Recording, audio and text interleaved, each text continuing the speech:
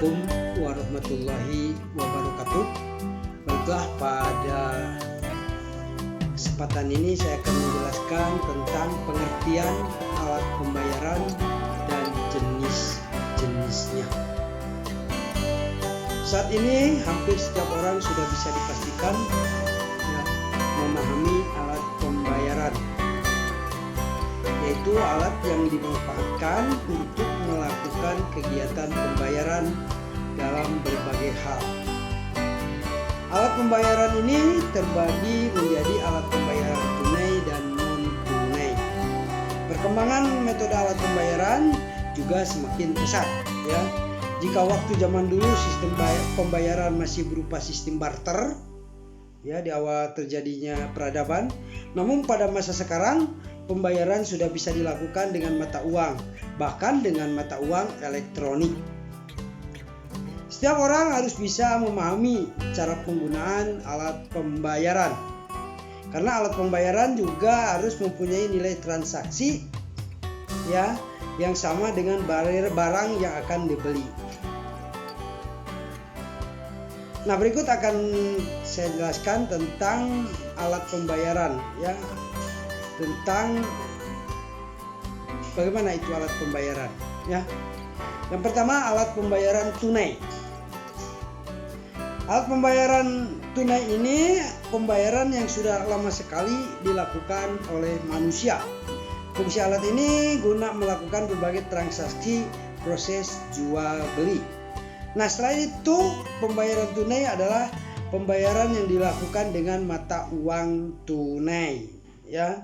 Terkait hal ini, uang adalah sebagai alat pembayaran yang paling awal dan paling pertama dilakukan oleh umat manusia.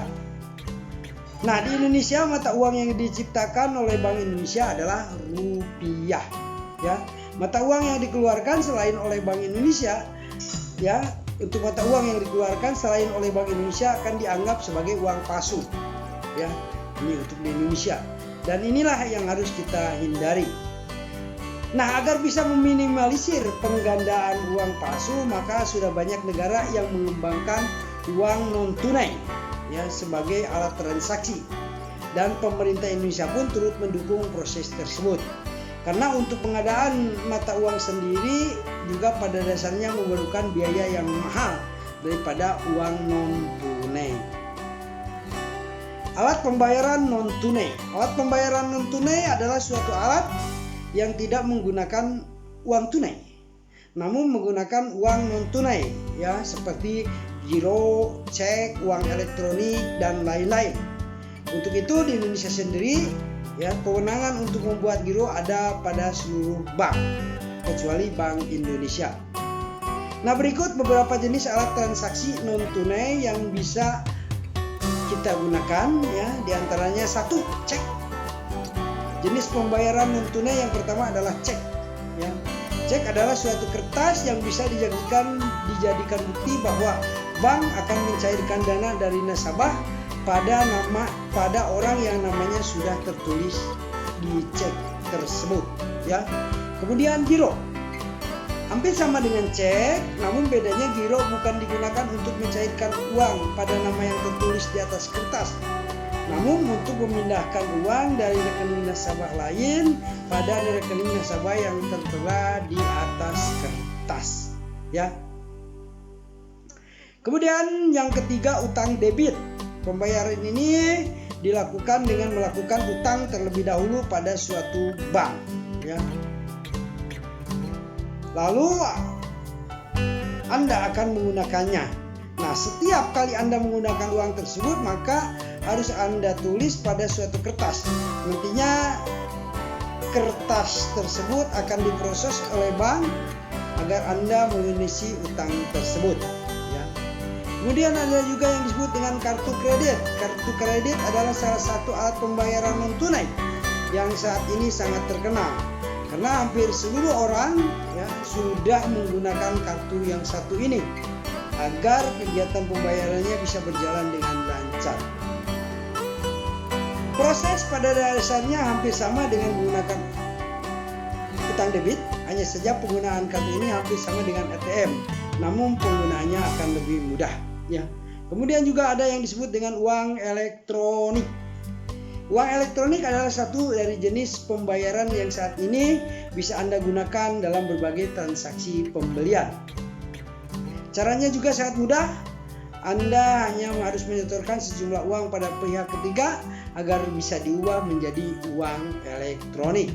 Beberapa contoh perusahaan yang menyediakan uang elektronik ini adalah misalnya Oppo, GoPay, Dana, Link Aja, dan lain-lain.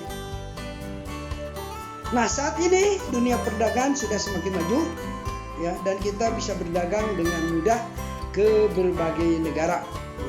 Saat ini pun sudah banyak masyarakat Indonesia yang menggunakan uang tunai, uang non tunai, ya, berupa uang elektronik sebagai pilihan pembayarannya, karena diklaim lebih praktis dan mudah dibawa-bawa.